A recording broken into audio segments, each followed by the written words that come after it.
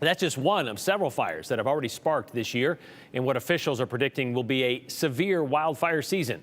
And while we don't know yet the cause of that fire, oftentimes power lines are to blame for sparking wildfires.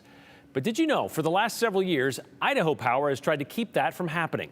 Abby Davis is live to tell us more about this and other ways the company hopes to prevent disasters during the summer. Yeah, Idaho Power has a wildfire mitigation program. An engineering leader says their top priority is making sure Idahoans stay safe and our houses and places we love so much, high-risk places like the Boise foothills, don't go up in flames.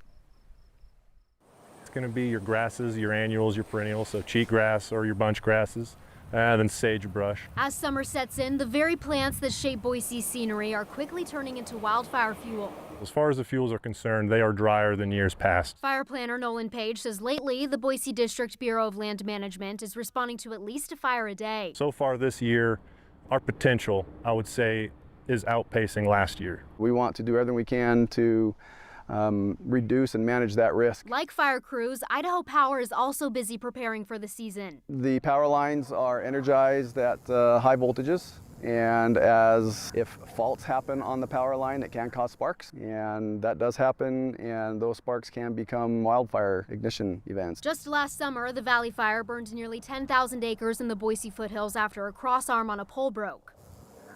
Most of our system is overhead, and so it's exposed to the environmental, risks and things that happen, the wind and the temperature and the storms that come through. In addition to inspecting and updating lines before the season, as well as adding spark prevention units in high-risk areas, among other things, engineering leader Brian Hobson says power lines in certain areas that go out will now stay out for longer. The rest of the year, lines automatically re-energize. And that gives us time to go out and inspect the line, patrol the line, look for the problem, fix it, and then we can manually re-energize it, which reduces the risk.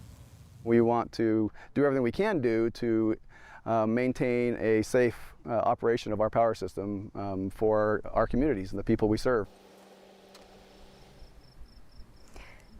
Because crews now have to go out and assess the situation, some Idahoans may experience longer outages than usual this summer. That's why Idaho Power says it's so important for Idahoans to be prepared and get an outage kit ready. That should include items like extra water, flashlights with batteries, blankets, non-perishable food, and a first aid kit. We have the whole list on our website, ktbb.com. Brian. And not to mention chargers for your devices. All right, thank you very much, Abby. That's good advice.